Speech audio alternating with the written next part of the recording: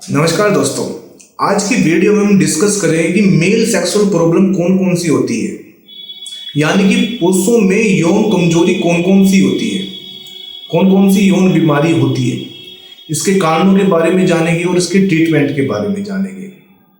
तो मेरा नाम डॉक्टर सचिन तोमर है और मैं एक होम्योपैथिक फिजिशियन हूँ। दिल्ली में मैं प्रैक्टिस करता हूँ और इसके साथ हम ऑनलाइन कंसल्ट भी करते हैं। तो चलिए हम आगे बढ़ते हैं। सबसे पहले हम बीमारी को जानते हैं, प्री मैच्योर इजैकुलेशन, यानी कि मैं कहूँगा सबसे ज़्यादा जो मैंने देखी है अपनी क्लिनिक प्रैक्टिस में, सबसे ज़्यादा जो हमारे पास पेशेंट आते हैं ये कहते हैं सर हमें प्री मैच्योर इजैकुलेशन की शिकायत है। अब ये प्री मैच्योर इजैकुलेशन है क्या? शीघ्र पतन, यानी कि इंटरकोर्स करने के दौरान वीर्य जल्दी निकलना, इसको प्री मैच्योर इजैकुलेशन कहते हैं। यानी कि यदि हम मेडिकली लैंग्वेज में बात करें, 1 मिनट से पहले यदि वीर्य डिस्चार्ज हो रहा है तो इसको प्री मैच्योर इजैकुलेशन यानी कि शीघ्र पतन कहेंगे। और यदि जिसको प्री मैच्योर इजैकुलेशन है उसके साथ क्या होता है कि वो कहीं ना कहीं चिड़चिड़ापन भी आ जाता है, उसके अंदर गुस्सा आ जाएगा, चिड़चिड़ापन आ जाएगा, वो ढंग से बात नहीं करेगा, नींद नहीं आएगी। क्योंकि जब हमारे पास जो पेशेंट आता है तो हम यही देखते हैं कहीं ना कहीं उसके साथ ये सिम्टम्स भी आते हैं। और आपको ये बता दूं इसका बहुत अच्छा ट्रीटमेंट है, दवाइयों से बिल्कुल ठीक हो जाता है, इसलिए अब कोई घबराने की बात नहीं है। और इसके ऊपर तो मैं बहुत सी वीडियो बना भी चुका हूँ, ट्रीटमेंट भी बता चुका हूँ। चलिए हम आगे बढ़ते हैं। सेकंड है इरेक्टाइल डिसफंक्शन। इरेक्टाइल डिसफंक्शन क्या है, मैं एक ही लाइन में बताऊंगा कि सेक्स करने के दौरान लिंग में तनाव कम हो जाता है, मतलब इंटरकोर्स के दौरान लिंग में तनाव कम हो जाएगा या बिल्कुल खत्म हो जाता है, ये इरेक्टाइल डिसफंक्शन है। इसका मतलब जो क्या होता है इसमें कि जो पेनिस में ब्लड फ्लो बढ़ रहा है वो एकदम कम हो जाएगा या बिल्कुल खत्म हो जाएगा, तो उसका तनाव कम हो जाता है। क्योंकि इसके अंदर छोटी छोटी आर्टरी होती है जो ब्लड लेके जाती है। और यदि मान के चलिए जिसको 40 साल के, ये देखा गया है, जिसको 40 साल के दौरान इरेक्टाइल डिसफंक्शन की समस्या होती है तो उसको अगले 10 सालों में कहीं ना कहीं दिल से संबंधित कोई बीमारी होने का खतरा ज़्यादा बढ़ जाता है। क्योंकि इससे पता चलता है कि जो उस इंसान का ब्लड फ्लो कम हो रहा है या ब्लड फ्लो जम रहा है, मतलब खून का थक्का जम रहा है।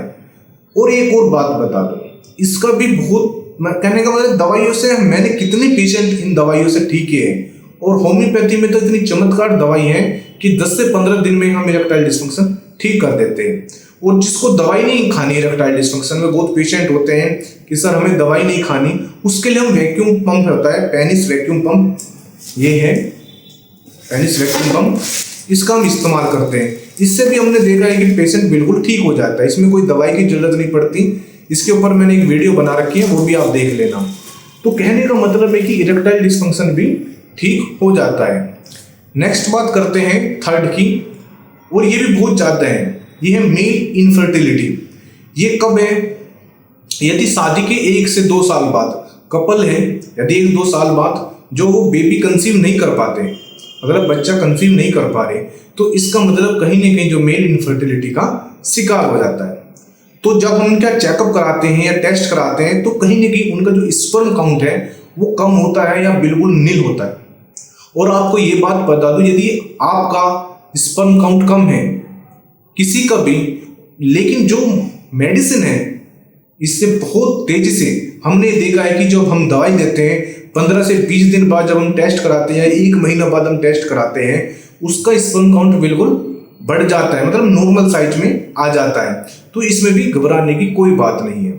तो ये मेन बीमारी होती है जिनको हम कहते हैं सेक्स डिजीज या यौन डिजीज या यौन कमजोरी।